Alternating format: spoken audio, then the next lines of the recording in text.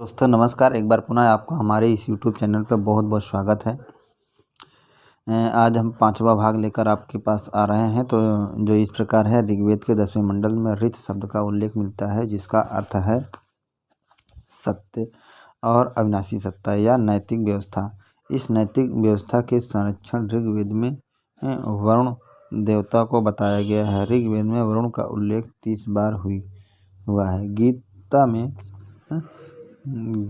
में ऋत का संबंध कर्म सिद्धांत से जोड़ा गया है। गीता में 3 कर्म का उल्लेख है, जैसे संचित कर्म और संचयमान कर्म और प्रारब्ध। एक निश्चित समय पर सूर्य का उदय होना और निश्चित समय पर अस्त होना नैतिक नियम है या नियामक की व्यवस्था है। नैतिक नियम व्यवहार में भी सत्य है, अविनाशी, नित्य, अपरिवर्तनशील और शाश्वत होते हैं। जैसे बड़ों का सम्मान करना, माता पिता का सम्मान करना, गुरुजनों का आदर करना परंपरागत नैतिक नियम हैं जो शाश्वत है। इस शाश्वत नैतिक नियम का पालन करने वालों का विचार प्रवृत्ति बदल सकती है, लेकिन ये नैतिक नियम शाश्वत बने रहेंगे। मनोवैज्ञानिकों की अभिरुचि विशेष रूप से इस बात में रही है कि बच्चों में नैतिक व्यवहार का विकास किस तरह से होता है। मनोवैज्ञानिक जेनडेन के अनुसार नैतिक विकास से तात्पर्य उन प्रक्रियाओं से होती है जिसके सहारे बच्चे उन नियमों को सीखते हैं जो उन्हें दिए गए व्यवहार को सही तथा दूसरों को गलत मूल्यांकन करने में सहायता प्रदान करता है तथा इन नियमों के आलोक में अपनी क्रियाओं को निर्देशित करता है। मनोवैज्ञानिक बोरेन के शब्दों में नैतिक विकास से तात्पर्य बढ़ती उम्र के साथ विभिन्न क्रियाओं के सही या गलत होने के बारे में सोचने की क्षमता में परिवर्तन होता है। मनोवैज्ञानिकों का मत है कि नैतिक विकास के 3 प्रमुख तत्व हैं: संवेगात्मक तत्व, व्यवहारात्मक तत्व और संज्ञानात्मक तत्व। नैतिक विकास के तत्व। सामाजिक विकास सिद्धांत के प्रवर्तक एरिक्सन का मत है कि बच्चे माता और पिता दोनों से ही नैतिक नियमों को सीखते हैं। हॉफमैन के अनुसार ऐतिहासिक विकास के तौर पर बच्चों में नैतिक विकास से संबंधित 3 प्रमुख दार्शनिक सिद्धांत हैं, जैसे परीक्षोपयोगी जैसे दार्शनिक सिद्धांत और प्रवर्तक। मौलिक पाप का सिद्धांत। संत ऑगस्टाइन। नैतिक रूप से तटस्थ या नवजात शिशु का मस्तिष्क नैतिक एवं अनैतिक रूप से तटस्थ रहता है, क्योंकि नवजात शिशु का मस्तिष्क कोरे कागज के समान रहता है।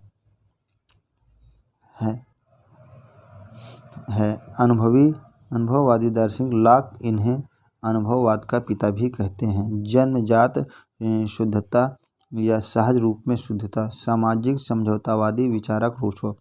उपरोक्त 3 दार्शनिक सिद्धांतों के आधार पर 3 आधुनिक मनोवैज्ञानिक सिद्धांतों का जन्म होता है, जो क्रमशः निम्नवत जैसे मनोविश्लेषणात्मक सिद्धांत, सामाजिक अधिगम सिद्धांत, नैतिक विकास के संज्ञानात्मक विकास का सिद्धांत। नैतिक विकास। व्यक्ति जिस समाज में रहता है वह समाज उसके ऊपर नाना प्रकार के सामाजिक बंधन, निर्देश अथवा दायित्व आरोपित करता है जो समाज के नैतिक मानदंड होते हैं। समाजीकरण वह प्रक्रिया है जिसके द्वारा व्यक्ति समाज में प्रचलित आचरण के नैतिक मानदंड को अपने में समाहित करता है तथा सीखता है कि व्यक्तिगत इच्छाओं तथा सामाजिक दायित्व के संघर्ष को किस प्रकार से नियंत्रित किया जाए। नैतिक विकास कहलाती है। मनोवैज्ञानिक ड्रेवर के शब्दों में समाजीकरण वह प्रक्रिया है जिसके द्वारा व्यक्ति अपने सामाजिक पर्यावरण के साथ अनुकूलन करता है और इस प्रकार वह उस समाज का न्याय, सहयोगी और कुशल सदस्य बनता है। परिवार बच्चे का समाजीकरण करने वाली सबसे पहली और सबसे महत्वपूर्ण संस्था है। सैमुअल इस्माइल का मत है कि चरित्र आदतों का पुंज है। जीन पियाजे के अनुसार नैतिक विकास न्याय के परिपक्व तथा स्वतः स्फूर्त की प्राप्ति है। B.F. स्किनर का कथन है कि इस बात से कोई संयोजन नहीं है कि शिक्षा कहाँ दी जाती या किस प्रकार दी जाती, बालक को ही दी जाने वाली शिक्षा को उसके चरित्र निर्माण में अनिवार्य रूप से योग देना चाहिए। बालकों में होने वाले नैतिक विकास के संबंध में जीन पियाजे तथा लॉरेंस कोहरबर्ग का सिद्धांत निम्नवत है। जीन पियाजे का नैतिक विकास का सिद्धांत। जीन पियाजे अपने नैतिक विकास सिद्धांत का उल्लेख अपनी पुस्तक the moral judgement of the child में किया है। जीन पियाजे के अनुसार बच्चों के नैतिक निर्णय के विकास में एक निश्चित क्रम एवं तार्किकता होती है। पियाजे ने बच्चों के नैतिक विकास का अध्ययन करने के लिए समानता तथा निर्भरता से संबंधित प्रश्नों तथा कहानियों के माध्यम से बच्चों के गहन साक्षात्कार किए और उसके आधार पर बालकों के नैतिक मूलक सिद्धांतों को 3 स्तरों में विभाजित किया। जैसे नैतिक सिद्धांत के नाम, नैतिक विकास की अवधि, नैतिक यथार्थता, विषम नैतिकता, 2 वर्ष से 7 वर्ष तक, व्यवस्था का नैतिकता, नैतिक समानता 8 से 12 वर्ष तक, नैतिक सापेक्षता 12 वर्ष से प्रारंभ, नैतिक यथार्थता या दबाव की नैतिकता नैतिक विकास का प्रथम स्तर है। लगभग 2 वर्ष से 7 से 8 वर्ष की उम्र तक चलता है। इसे विषम नैतिकता अथवा व्यवस्था की नैतिकता भी कहते हैं। नैतिक विकास के इस स्तर पर बालक के मानस पटल पर अंकित नैतिक अन्यों के द्वारा अध्यारोपित नियमों पर आधारित होती है। बड़े व्यक्ति या घर के बुजुर्गों का आदेश अथवा परंपरागत या रूढ़िवादी नियम न्यायशील है, वहीं तर्कसंगत है। जो भी दंड पुरस्कार बड़े व्यक्ति या घर के बुजुर्ग देते हैं वही सबको स्वीकार है। इस स्तर पर यथावत आज्ञापालन को अच्छा माना जाता है। नैतिक विकास के इस स्तर पर बालक अपने स्वहित के भाव में स्वयं नियमों का पालन करता है, अर्थात नैतिक यथार्थता का संबंध नैतिक बाध्यता अंध आज्ञा भक्ति से है। इस अवस्था में बच्चे यह समझते हैं कि कोई भी नियम जैसे माता पिता की ओर से आते हैं जिसे हर हालत में स्वीकार करना है, जो निर्वाध रूप से सत्य है। पियाजे के अनुसार नैतिक यथार्थता के 2 मूल स्रोत हैं: बालकों की बौद्धिक संरचना, उसके स्वयं के अनुभव, नैतिकता और समानता। यह स्तर विद्यालयी खेलकूद के वातावरण में समवयस्क बच्चों के साथ बढ़ती अंतःक्रिया का परिणाम होता है, जो बालकों की अंतःक्रिया वस्तु समानता तथा लेन देन के संबंधों पर आधारित होती है। इस अवस्था में खेलों का अधिकांश समय तर्क वितर्क करते हुए चला जाता है। पियाजे के अनुसार इस प्रकार के तर्क वितर्क के परिणाम स्वरूप वे स्वकेंद्रित खेल से सहयोगात्मक खेल की ओर अग्रसर होते हैं। कहा जा सकता है कि तर्क वितर्क के परिणामस्वरूप बालकों में शांति, सद्भाव, पारस्परिक सहयोग एवं परस्पर सम्मान की भावना का विकास होता है, जो नैतिक विकास के अवयव तत्व हैं, जो बौद्धिक विकास तथा जटिल समस्याओं को समझने पर विकसित होते हैं। नैतिक सापेक्षता। जीन पियाजे के नैतिक विकास का अंतिम सिद्धांत नैतिक सापेक्षता है, जो अंतिम स्तर पर होने के कारण वहाँ पर नैतिकता का सर्वाधिक विकास होता है। पियाजे ने इसे सहयोगात्मक नैतिकता या स्वतः नैतिकता कहा है। यहाँ पर बाह्य दबाव के अभाव में भी नैतिकता का स्वतः पालन किया जाता है, अर्थात नैतिकता वहाँ पर स्वतः स्फूर्त अवस्था में है, जो पूर्ववर्ती अवस्था का विकसित परिणात्मक रूप है। परीक्षा उपयोगी तथ्य। पियाजे के नैतिक विकास सिद्धांत का निष्कर्ष एक दृष्टि में क्रम स्तर नैतिक विकास, नैतिक यथार्थता, बालकों के नियमों का अंध अनुसरण करने की प्रवृत्ति होती है। नैतिक समानता, अंतःक्रिया के आधार पर नियमों की व्याख्या करने की प्रवृत्ति होती है। नैतिक सापेक्षता, स्वतः नैतिक मूल्यों के विकास के कारण कार्यों की व्याख्या करने की प्रवृत्ति पाई जाती है। ध्यान रहे कि पियाजे के अनुसार सहयोग, जागरूकता, शांति, सद्भाव, पारस्परिक सहयोग पर निर्भर विभिन्न दृष्टिकोण के प्रति जागरूकता व्यक्ति को स्वतः नैतिकता के स्तर तक पहुँचने में सहायक सिद्ध होती है। लॉरेंस कोहलबर्ग का नैतिक विकास का सिद्धांत। लॉरेंस कोहलबर्ग ने 10 से 16 वर्ष की उम्र के बच्चों के समूह कहानियों के रूप में नैतिक संदेहात्मक प्रश्नों को प्रस्तुत किया और उसके आधार पर बच्चों का साक्षात्कार लिया और साक्षात्कार से प्राप्त सूचनाओं का विश्लेषण करके जीन पियाजे के नैतिक विकास के सिद्धांत को विस्तृत, परिवर्तित तथा परिमार्जित किया है। कोहलबर्ग के अनुसार शिक्षक बच्चों में नैतिक मूल्यों का विकास कर सकता है यदि नैतिक मुद्दों पर आधारित चर्चाओं में उन्हें शामिल करके उसका मत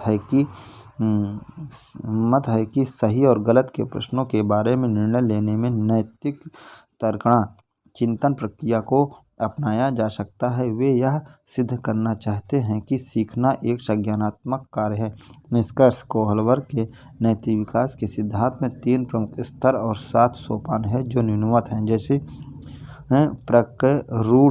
प्राक-रूढ़ स्तर या पूर्व परंपरागत स्तर, आत्म केंद्रित निर्णय, दंड एवं आज्ञाकारिता उन्मुखता, साधनात्मक सापेक्षवादी उन्मुखता, रूढ़िगत नैतिकता स्तर या परंपरागत स्तर, परस्पर एक रूप उन्मुखता, अधिकार संरक्षण उन्मुखता। उत्तर रूढ़िगत स्तर, सामाजिक अनुबंध विधि सम्मत उन्मुखता, सर्वाधिक नीतिपरक सिद्धांत उन्मुखता।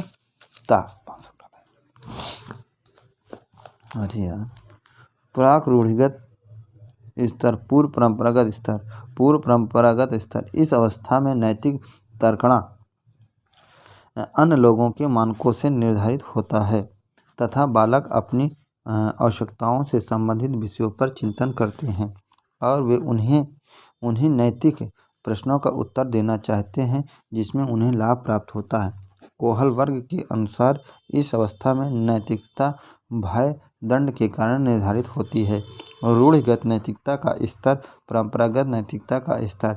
इस अवस्था में बालक उस नैतिक तर्कणा को जो दूसरे लोगों के मानकों को निर्धारित होता है आत्मसात करता है तथा उन नैतिक मापदंडों के आधार पर सत्य और असत्य का निर्णय करता है तथा बालक अच्छा बनकर अन्य व्यक्तियों से प्रशंसा प्राप्त करना चाहते हैं।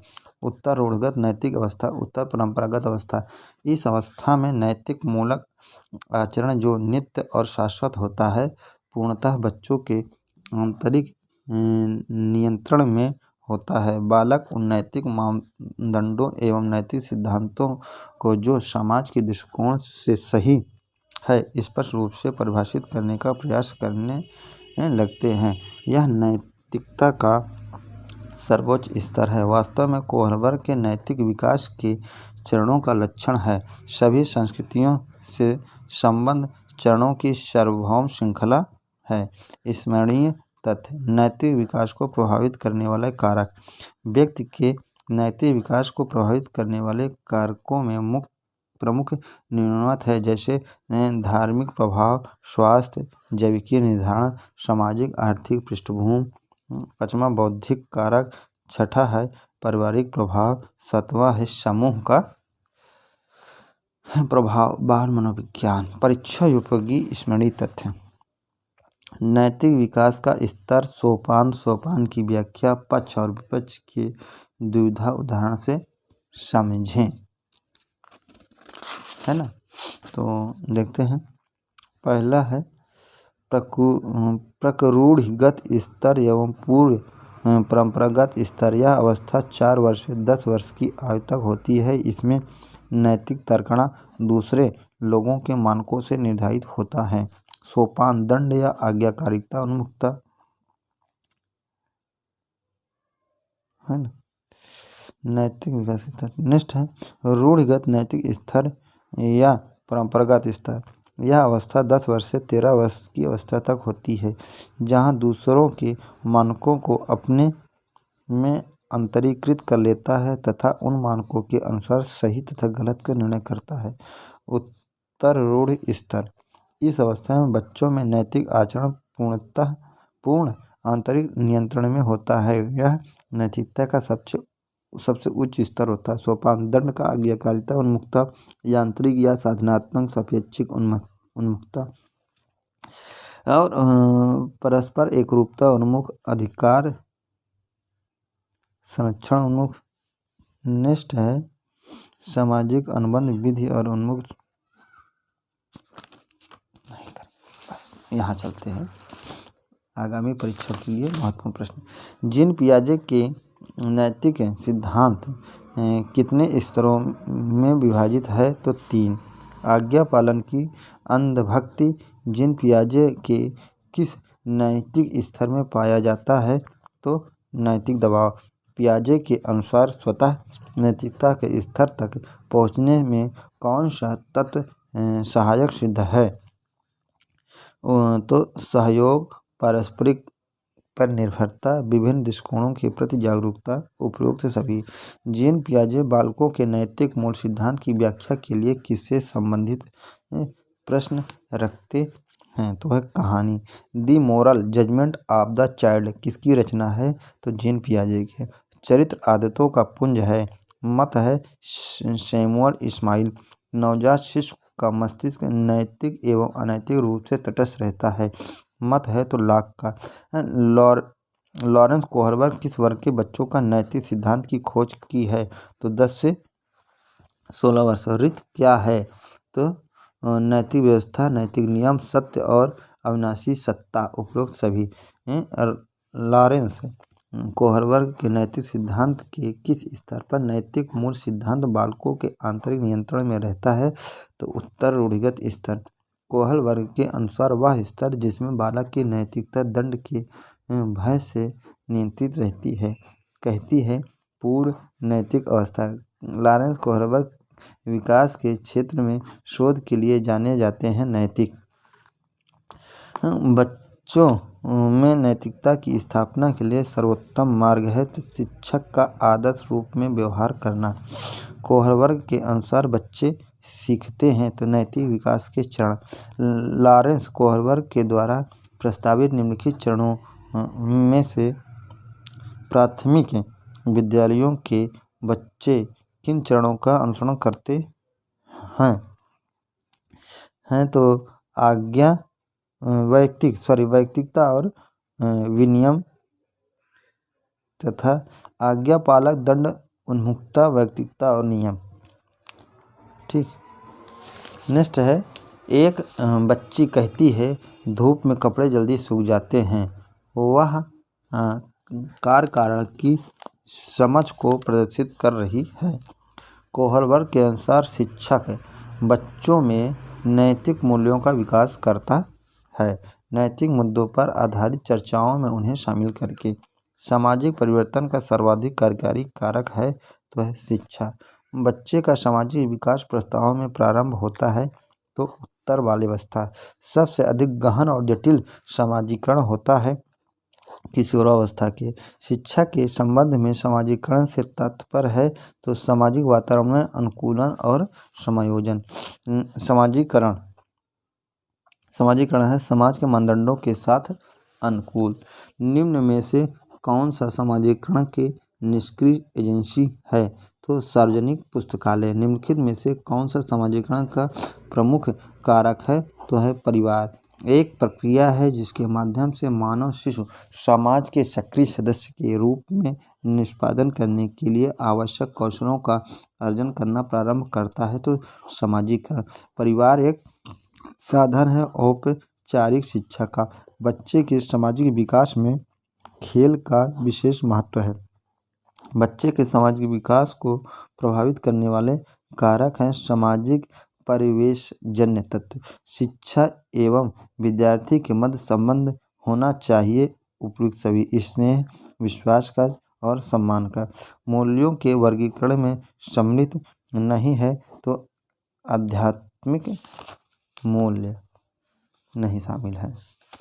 नेक्स्ट है संज्ञानात्मक विकास। निम्नलिखित 13 तत्व संपूर्ण मानवजात के ज्ञान का आधारशिला है ना? निगमन आगमन दोनों। तो पुरुष प्रकृति का समन्वय सांख्य दर्शन के पिता महर्षि कपिल का मत है। ठीक। संवेदना, प्रत्यक्षीकरण, प्रत्यय निर्माण, अवलोकन, ध्यान, स्मृति, कल्पना, चिंतन, तर्क, निर्णय, बुद्धि, भाषा, अधिगम, निगम, आगमन दोनों का समन्वय ज्ञान तत्व का आधार स्तंभ। बुद्धिवाद, अनुभववाद का समन्वय जर्मन दार्शनिक कांट का मत। निगमन और आगमन दोनों का समन्वय है, अर्थात बुद्धि और अनुभववाद का समन्वय है। इसी के आधार पर जीन पियाजे अपना संज्ञानात्मक विकास का सिद्धांत देते हैं। उनके संज्ञानात्मक के सिद्धांत की संरचना का आधार स्कीमा, जबकि जीन पियाजे के सिद्धांत का प्रमुख प्रस्ताव है कि बच्चों की सोच गुणात्मक रूप में वयस्कों से भिन्न होती है। जीन पियाजे का संज्ञानात्मक विकास का सिद्धांत। जीन पियाजे का जन्म 9 अगस्त 1896 को स्विट्जरलैंड में हुआ था। 16 सितंबर 1980 को मृत्यु। मनोवैज्ञानिक बनने से पहले जंतु वैज्ञानिक थे। जीन पियाजे अपने तीनों बच्चों के मानसिक विकास से संबंधित क्षण प्रतिक्षण का विस्तृत लेखा-जोखा तैयार किया। स्मरण रहे कि जीन पियाजे प्रथम मनोवैज्ञानिक था जिसने व्यक्ति को जन्म से क्रियाशील तथा सूचना प्रकम्पित प्राणी स्वीकार किया था। जीन पियाजे के अनुसार बच्चे ज्ञान को सक्रिय रूप में संरचित करते हैं जैसे वे दुनिया में व्यवहार कौशल का प्रयोग करते हैं तथा अन्वेषण करते हैं। पियाजे के अनुसार बालकों में वास्तविकता के स्वरूप में चिंतन करने, उसकी खोज करने, उसके बारे में समझ बनाने तथा उसके बारे सूचनाएं एकत्रित करने की क्षमता बालक के परिपक्वता स्तर पर बालक के अनुभवों की पारस्परिक अंतःक्रिया द्वारा निर्धारित होती है।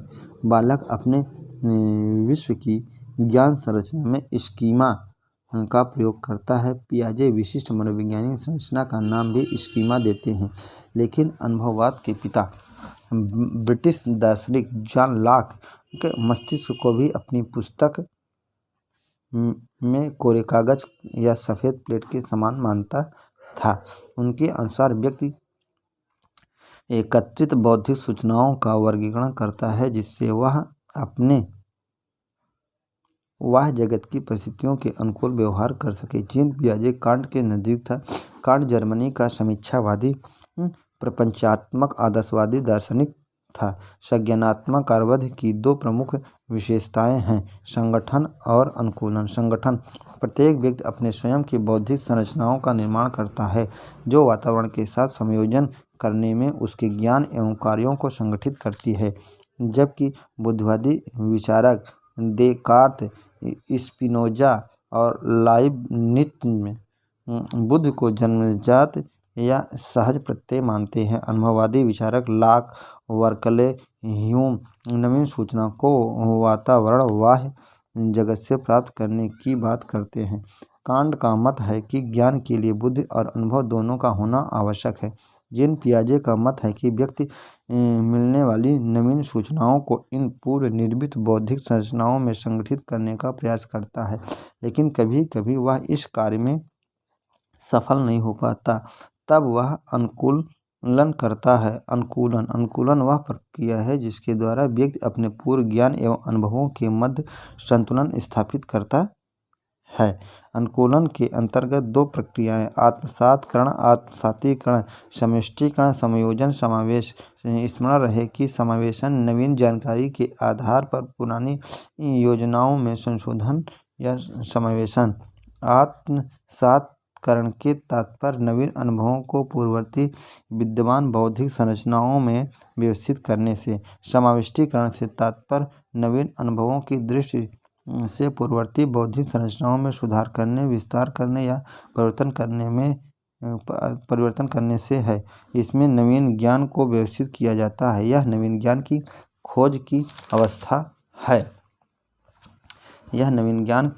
खोज की अवस्था है।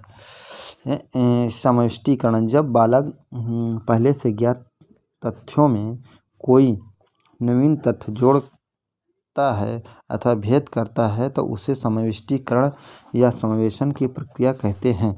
जैसे बच्चा कुत्ते और बकरी की आवाज़ में भेद करता है। आवाज़ समाविष्टीकरण या नवीन ज्ञान या नवीन जानकारी को शामिल करने के लिए वर्तमान स्कीमा अवधारणा में बदलाव की प्रक्रिया को समायोजन समावेशन कहा जाता है। स्मरण रहे कि जैसे बालक देखता है कि कुत्ते के 2 आँख, 4 पैर, 1 मुंह, 2 कान और 1 पूँछ और काला रंग का है। पुनः कुछ दिन बाद वह बालक बकरी के काले रंग के बच्चे को देखता है और देखता है कि यह काले रंग की है। इसके भी 2 आँख, पैर, 1 मुंह, 2 कान और 1 मूंछ है। बालक यह सोचता है कि यह कुत्ता है। यह बालक की आत्मसातीकरण की प्रक्रिया है। लेकिन जब दोनों में अंतर या भेद करना जाना जाता है तो उसे समावेशन कहते हैं। जैसे गाय के स्थान पर नीलगाय। भारतीय दर्शन में इस ज्ञान को सदृशानुमान कहा गया है। बालक कुत्ते के प्रत्यय में बकरी का प्रत्यय देख रहा है, गाय के प्रत्यय में नीलगाय का प्रत्यय। जब वह भिन्न गुणों में देखता है, जैसे कुत्ता भौंकता है जबकि बकरी मियाती है, तो यह ज्ञान समाविष्टीकरण है या समावेशन है। आवाज़ से भेद करता है। छात्र ध्यान दें, हमारे दृश्य उपयुक्त बात न्याय दर्शन में है, जिनके पिता गौतम ऋषि हैं, जो न्याय दर्शन के प्रमाण सिद्धांत का एक अंग है।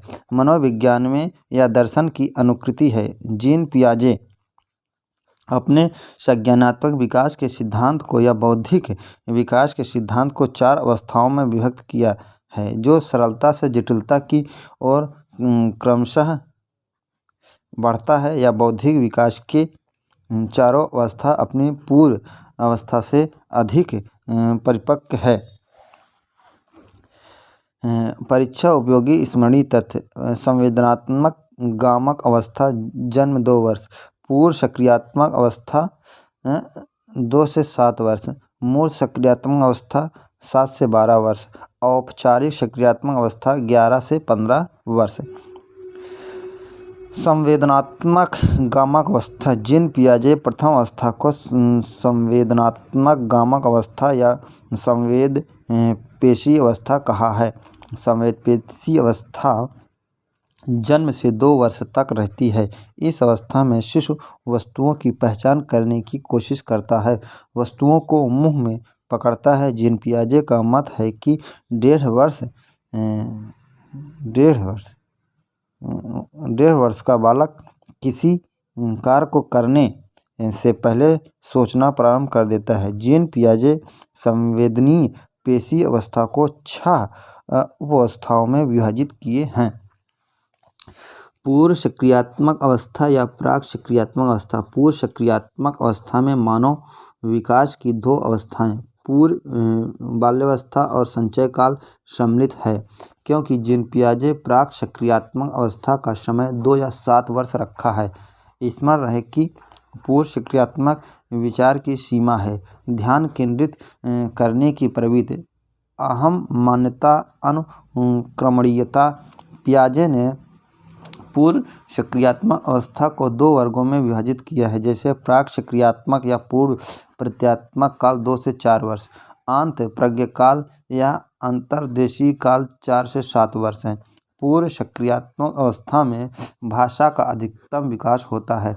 पियाजे ने पूर्व क्रियात्मक अवस्था में संकेत या चिन्ह को चिंतन का आधार माना है। इस अवस्था की 2 परिसीमाएं जीववाद, आत्म केंद्रित, अहम केंद्रित। जीववाद में बच्चा निर्जीव को सजीव समझता है, जैसे घूमते बादल, और आत्म केंद्रित में बच्चा केवल अपने विचार को ही सही मानता है। पूर्व प्रत्यात्मक अवस्था में बच्चा क्यों और कैसे का प्रश्न करता है, अर्थात वह वस्तुओं में कार्य-कारण संबंध को जानना चाहता है। इसीलिए इस अवस्था को पियाजे ने खोज की अवस्था कहा है। आंत प्रज्ञकाल या अंतर्देशीय काल। इस अवस्था में चिंतन एवं तर्कणा उपरोक्त अवस्था की तुलना में अधिक परिपक्व हो जाते हैं, लेकिन पियाजे यह भी उल्लेख करते हैं कि अंत प्रज्ञा काल में बच्चा बिना किसी तार्किक चिंतन के किसी वस्तु या तथ्य ज्ञान को मस्तिष्क के द्वारा स्वीकार कर लेता है, अर्थात उसकी मानस क्षमता बढ़ जाती है। इस अवस्था में बालक और बालिकाओं के अधिकांश खेल सामाजिक के पुट लिए रहते हैं, जैसे दूल्हा दुल्हन, शिक्षक शिक्षिका, पोस्टमैन पुलिसमैन, अभिनेता अभिनेत्री इत्यादि।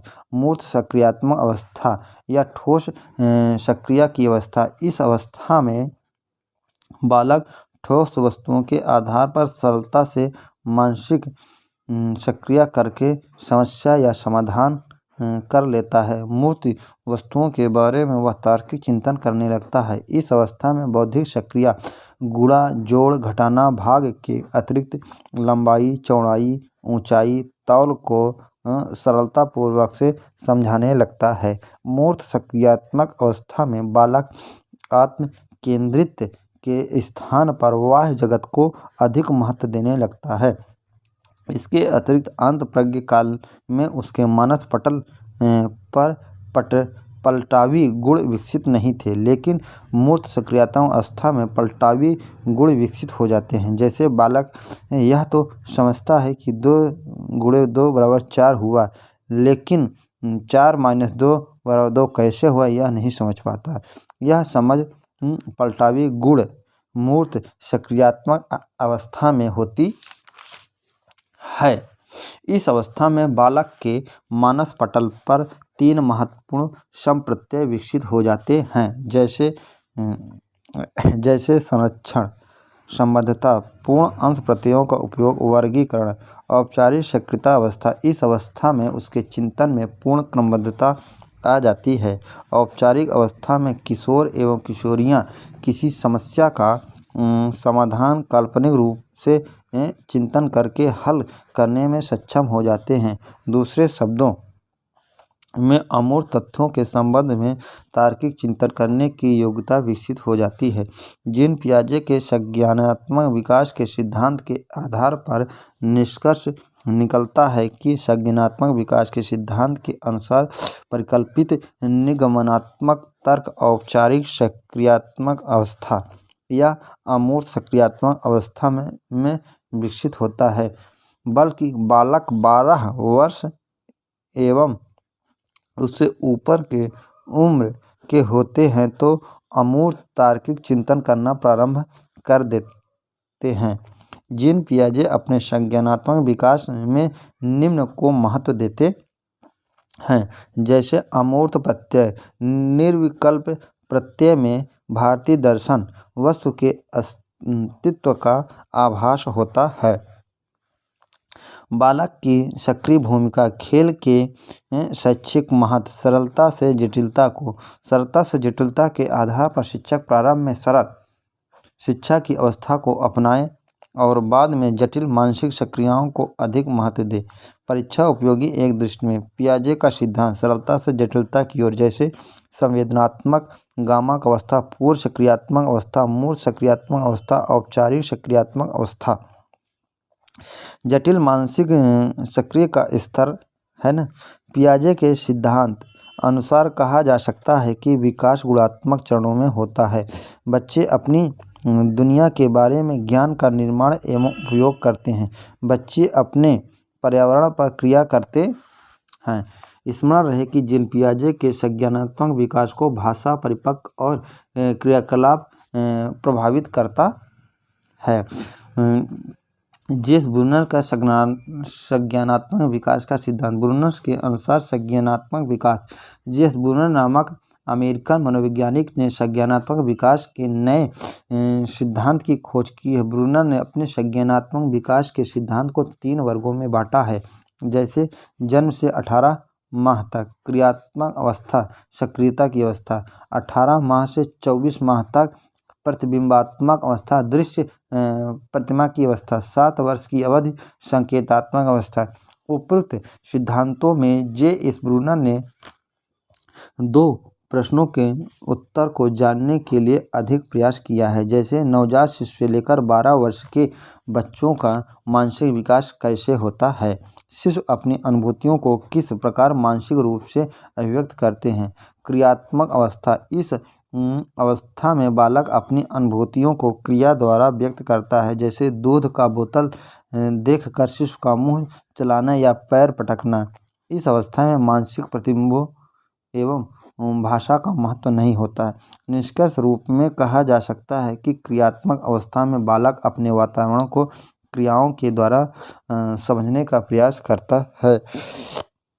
प्रतिबिंबात्मक अवस्था, इस अवस्था में बालक को ज्ञान दृश्य, स्मृति या प्रतिबिंबों छाया के आधार पर होता है। जैसे बालक तीव्र प्रकाश, ध्वनि और अचानक अंधेरा इत्यादि से प्रभावित होता है। निष्कर्ष रूप में कहा जा सकता है कि बालक कुछ प्रतिमाएं बनाकर अपनी अनुभूतियों को व्यक्त करता है। छात्र ध्यान दें, जीन पियाजे के प्राक क्रियात्मक अवस्था से ब्रूनर का दृश्य प्रतिमा की अवस्था मिलता जुलता है। संकेतात्मक अवस्था, संकेत विभिन्न वस्तुओं को समझने का संक्षिप्त तरीका है। संकेतों के प्रयोग से बालकों की संज्ञानात्मक शक्ति का विकास होता है। इस अवस्था में बालक अपनी अनुभूतियों को क्रियाओं एवं प्रतिबिंबों के द्वारा नहीं, बल्कि संकेतों या भाषा के द्वारा अभिव्यक्त करता है। कहा जाता है कि जे स्प्रूनर के संज्ञानात्मक विकास एवं निश्चित क्रम में होता है। जैसे बालक के चिंतन का क्रमिक विकास क्रिया, मानसिक प्रतिबिंब तथा अंतः संकेतों और शब्दों द्वारा होता है। जेरोम ब्रूनर का संज्ञानात्मक विकास सिद्धांत का क्रमिक विकास निम्नवत है। क्रियाओं के द्वारा अभिव्यक्ति, प्रतिबिंबों या दृश्य स्मृति के आधार पर अभिव्यक्ति, संकेतों और शब्दों के आधार पर अभिव्यक्ति।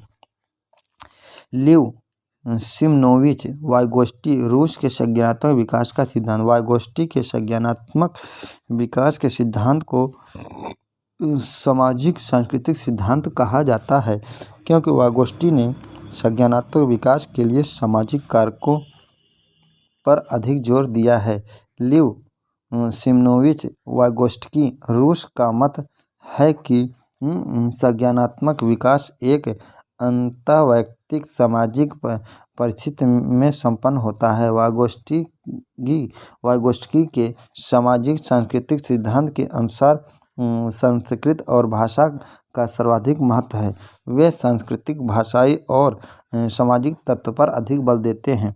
उनके अनुसार बच्चों की व्यक्तिगत वाक् की संकल्पना स्पष्ट करती है कि बच्चे अपने ही कार्यों के निर्देशन के लिए भाषा का उपयोग करते हैं और उसके अनुसार सीखने के अलग पृथक नहीं किया जा सकता है।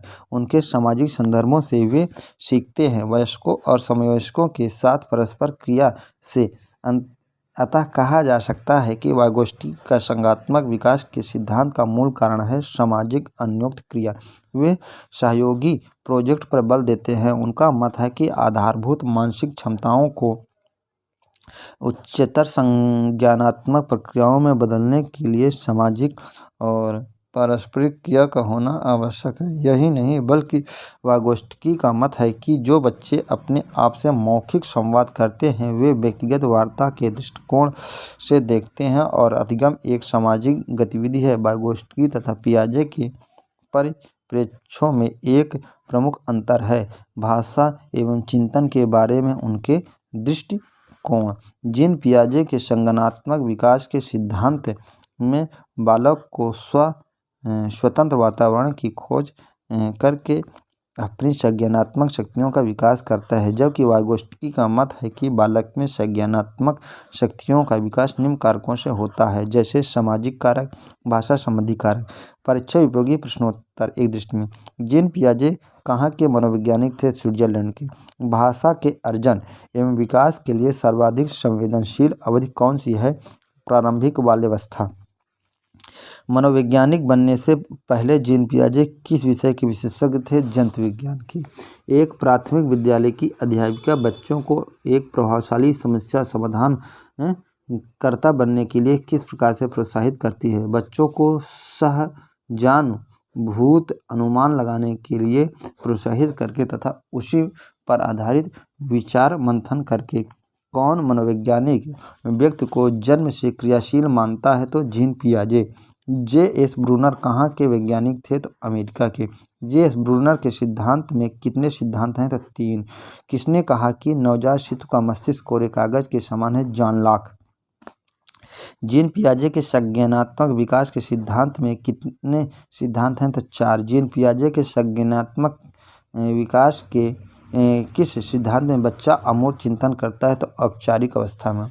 स्मरण रहे कि शिक्षण है संज्ञानात्मक क्षेत्र बेंजामिन एवं ब्लूम के सिद्धांत के उद्देश्यों को 3 क्षेत्रों में विभाजित किया, जैसे संज्ञानात्मक क्षेत्र के उद्देश्य, भावात्मक क्षेत्र के उद्देश्य, मनोगात्मक क्षेत्र के उद्देश्य। जैसे ब्लूम ने 1956 में संज्ञानात्मक क्षेत्र को 6 भागों में विभाजित किया, जैसे ज्ञान, अवबोध, अनुप्रयोग, विश्लेषण, संश्लेषण और मूल्यांकन, है ना।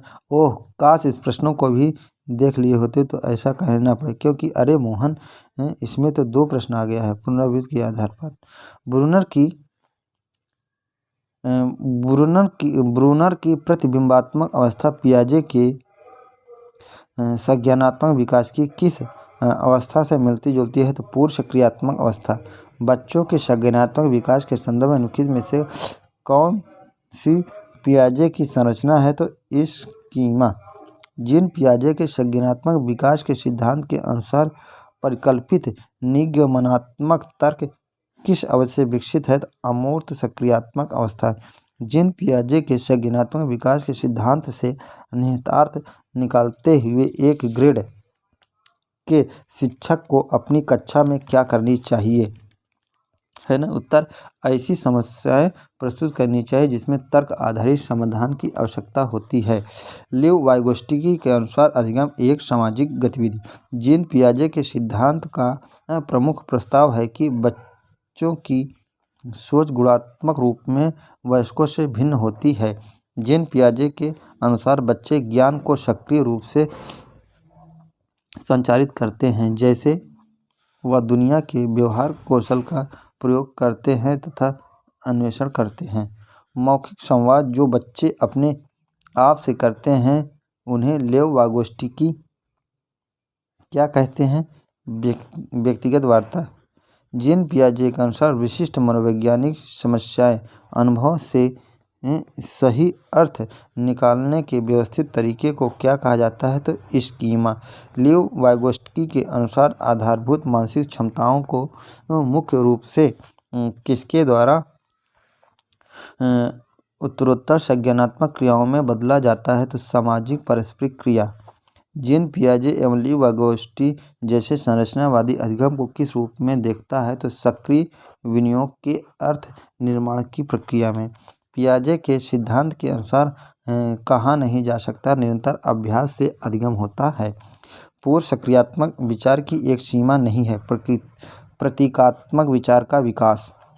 लिव वाइगोस्टी के अनुसार संज्ञानात्मक विकास का मूल कारण है सामाजिक न्यायोन्य क्रिया। जीन पियाजे के अनुसार अधिगम के लिए निम्नलिखित में से क्या आवश्यक है? शिक्षार्थी के द्वारा पर्यावरण की सक्रिय खोजबीन।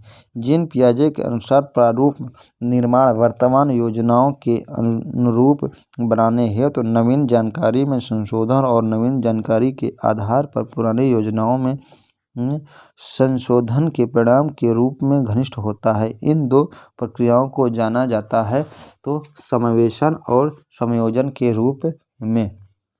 जीन पियाजे के द्वारा प्रस्तुत संरक्षण के प्रत्येक स्तर है तो कुछ भौतिक गुण धर्म वही कर रहे, कुछ भौतिक गुण धर्म वही रहते हैं, चाहे बाहरी आकृतियाँ बदल जाएं। लिव वाइगोस्टी के अनुसार बच्चे सीखते हैं वयस्कों और समवयस्कों के साथ परस्पर क्रिया से। जीन पियाजे के अनुसार बच्चों का चिंतन वयस्कों से भिन्न होता है, बजाय प्रकार मात्रा के। मूर्त सक्रियात्मक बच्चा साधारण एवं वर्गीकरण करने योग्य होता है। पूर्व सक्रियात्मक काल में आने वाली संज्ञानात्मक योग्यता है लक्ष्य उद्दिष्ट व्यवहार की योग्यता।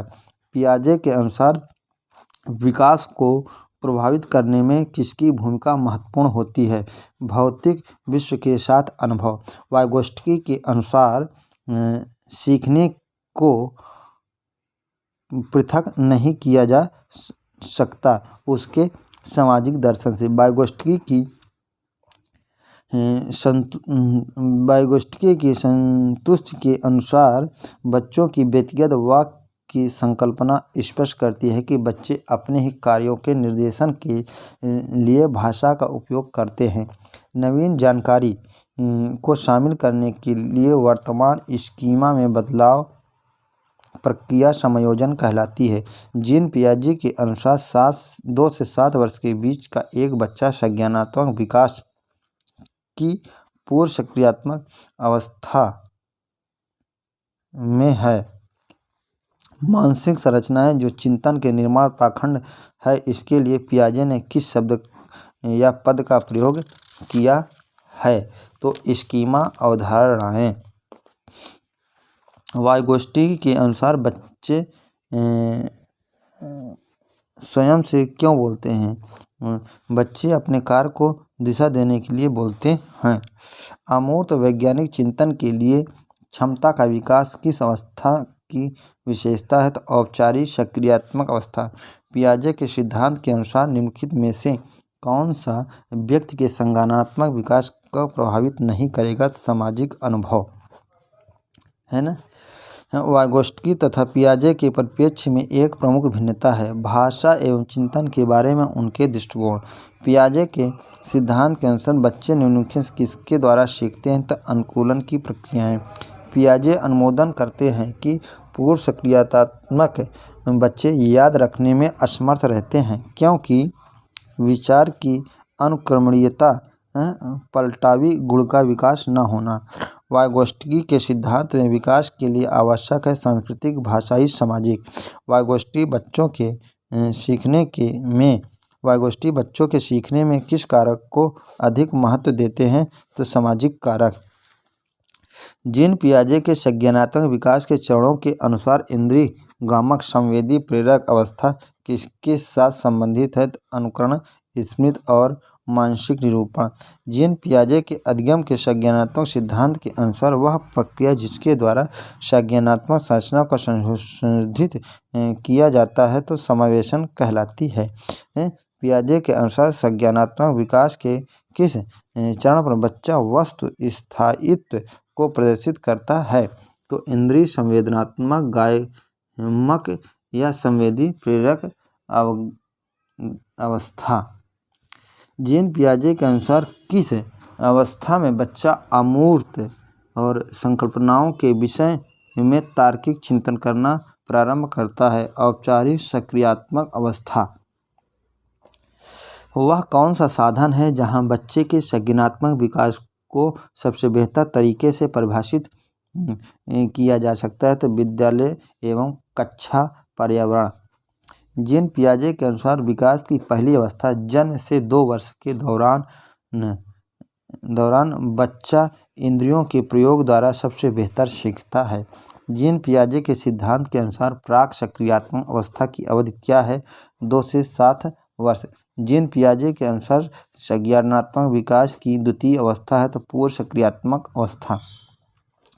पियाजे ज्ञानात्मक विकास के लिए क्षेत्र में योगदान के लिए जाने जाते हैं।